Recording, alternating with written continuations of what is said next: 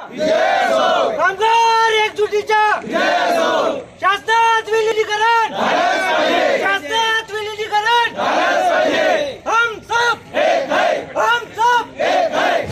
कामगार नेता म्हणाल तर आमच्या याला कुठलाही लीडर कुठलाही नेता नाही आहे। प्रत्येक कामगार हा स्वतःचा नेता, स्वतःचा लीडर, स्वतःचं नेतृत्व करणारा, स्वतःच्या जबाबदारीवर लढणारा सर्वसामान्य कर्मचारी आहे। आम्हाला ना नेता ना पुढारी, फक्त एकमेव कर्मचारी, एवढीच आमची एकजूट आहे।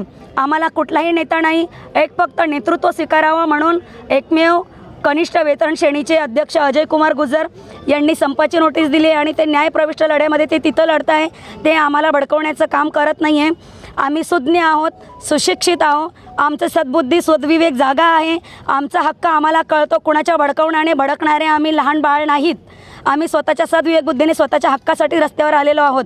संविधानाचा मान राखत, न्यायदेवतेवर विश्वास ठेवत आमच्या हक्कासाठी आम्ही लढत आहोत। आम्हाला कोणीही भडकवत नाही आहे। हो, आझाद मैदानावरती जे माघार घेतली ती एसटी कर्मचाऱ्यांनी नाही, तर पडळकर साहेब आणि खोत साहेब ज्यांनी आम्हाला पाठिंबा दिला होता त्यांनी माघार घेतलेली नाही, तर त्यांनी तात्पुरतं आंदोलन स्थगित केलेलं आहे।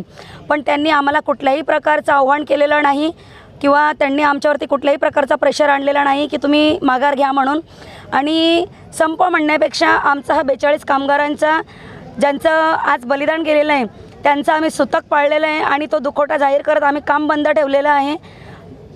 तात्पुरतं त्यांनी आंदोलन त्या दोन नेत्यांनी जरी मागं घेतलेलं असेल, पण पूर्ण एसटी महामंडळमधून आमच्या सर्व कर्मचारी बंधूंनी माघार घेतलेली नाही।